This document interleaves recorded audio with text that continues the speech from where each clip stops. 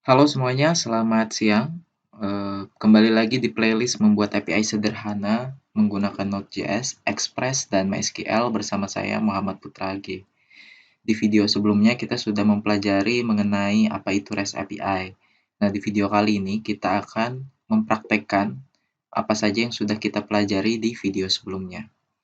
Nah, pada beberapa video sebelumnya juga kita sudah membuat satu routing atau satu API endpoint, yaitu yang di sini app.get kemudian slash kemudian ada function seperti ini.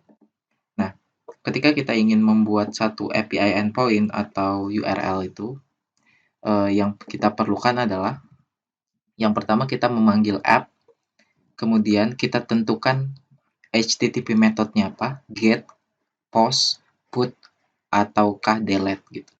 Nah, kalau misalkan, di sini kita langsung masuk ke studi kasus saja. Dalam kasus pengelolaan data mahasiswa, berarti URL endpoint pertama adalah untuk melihat seluruh data mahasiswa.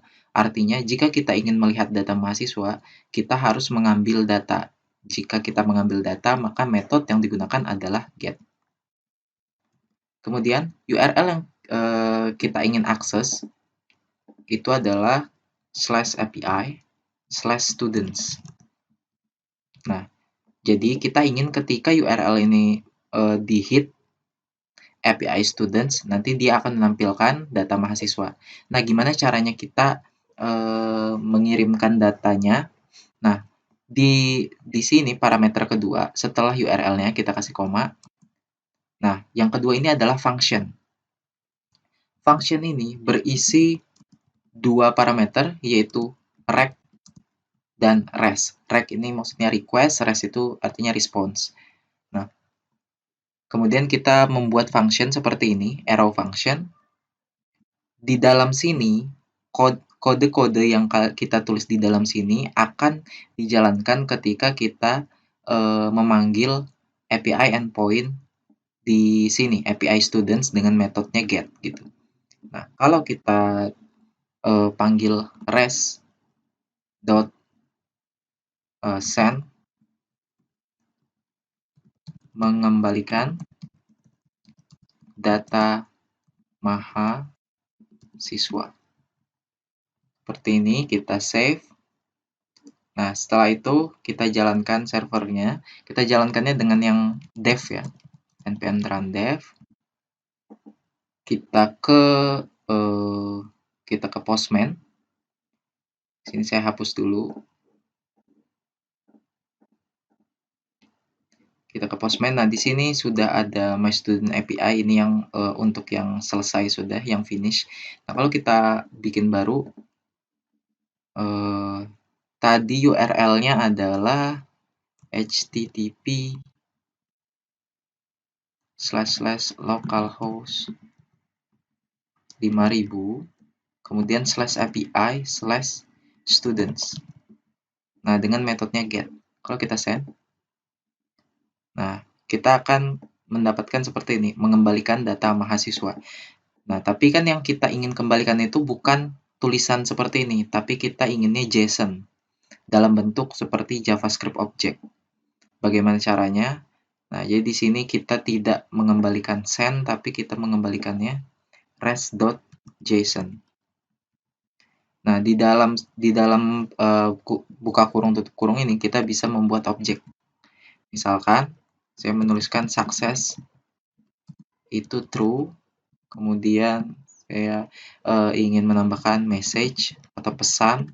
Pesannya adalah data mahasiswa berhasil didapatkan. Ini kita save. Nah, setelah di save, kemudian kita send lagi. Nah, ini yang akan tampil nanti suksesnya true, kemudian message-nya data mahasiswa berhasil didapatkan seperti yang ada di sini. Kemudian kita juga bisa mengeset status dari request-an kita. Nah, misalkan statusnya, kalau misalkan tidak kita definisikan, maka statusnya di sini langsung oke.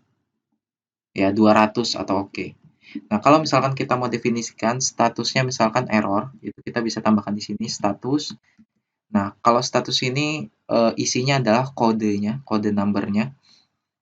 Kalau misalkan dia salah gitu, salah dari sisi user kita pakainya 400, kalau yang salah dari sisi sistem kita menggunakan 500. Ini misalkan dari sisi user yang salah, kita save 400, kemudian kita send lagi. Nah, di sini udah tampil ya, bad request. Seperti itu, nanti kita akan membuat untuk keseluruhan URL endpoint-nya.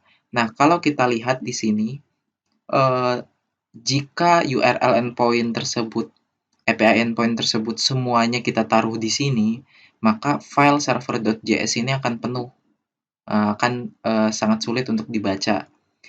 Ini saja hanya ada 2 routing ya, cuma ada 2 root, tapi ini sudah mulai panjang gitu. Nah, untuk video selanjutnya nanti saya akan menjelaskan bagaimana cara kita membuat struktur folder untuk routing. Nah, supaya kita tidak menaruh routing tersebut di satu file di sini gitu, di file server.js supaya dapat terbaca. Untuk video kali ini mungkin saya cukupkan. Selamat siang semuanya.